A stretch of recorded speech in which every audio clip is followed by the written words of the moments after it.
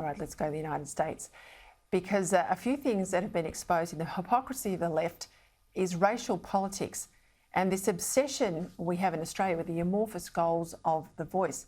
There's a working group in Canberra, a whole lot of issues they want on the table, but they're not dealing with the failed state of affairs in places like Alice Springs, as we know. Violence, rape, alcoholism. One academic from the prestigious Cato Institute has been looking at similar hypocrisy in America. Professor Erec Smith of your college is exposing the fact that many leftist policies actually disempower black people, leaving them, he says, in a state of victimisation, infantilisation and learned helplessness. Associate Professor Erec Smith joins me now from Pennsylvania. Welcome to the program, Professor. You recently spoke about how black people should not be judged as one monolithic group. What did you mean by this? Well, each group is made up of individuals, and individuals who don't necessarily share the same values, attitudes, beliefs, hopes, and dreams, just like other groups who are allowed to be individuals. You wouldn't know this, though, from mainstream media, even from social media sometimes, and even from the fact that a lot of people will listen to a sole black person who insists that he or she knows everything about the entire race.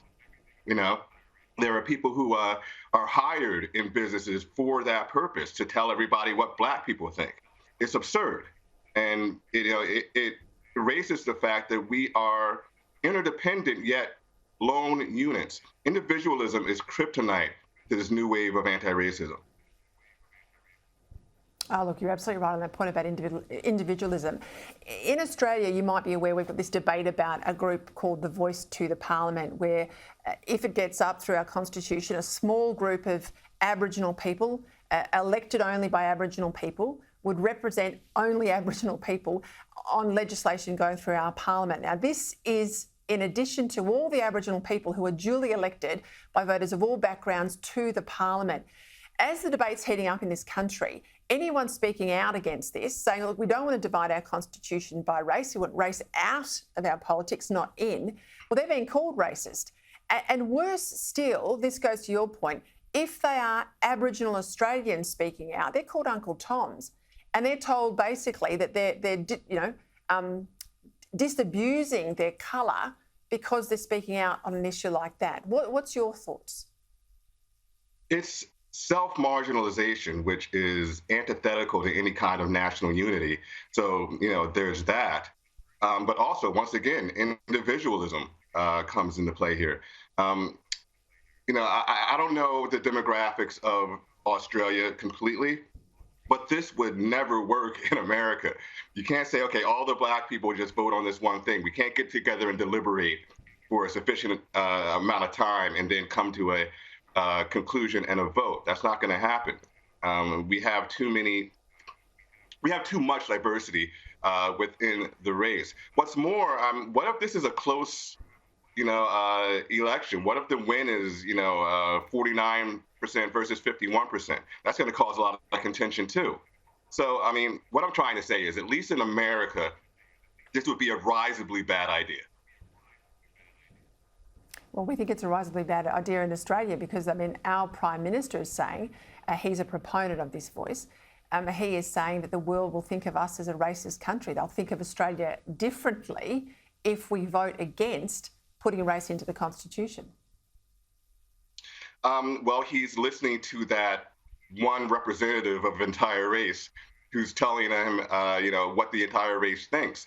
I think a lot of people around the world who are used to embracing classical liberal values like equality, individuality, the primacy of reason, they will not come to that conclusion. They will see somebody trying to unify a nation while not necessarily ignoring differences. That can happen. It is possible. On that point, let's go back to Martin Luther King, who said content of character, not colour of skin. He acknowledged racial differences in that beautiful speech.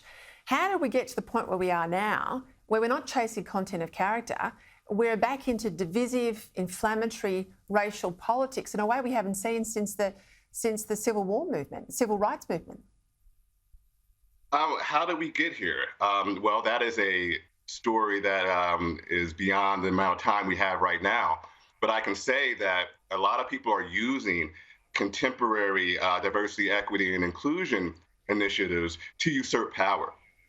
It's also a bit of opportunism. Uh, Diversity is a billion-dollar industry, actually more than that, much more.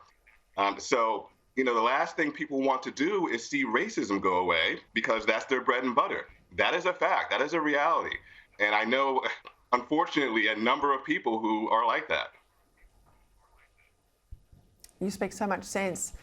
Professor Erec Smith, I really appreciate you coming to us from Pennsylvania tonight. Thank you for your time.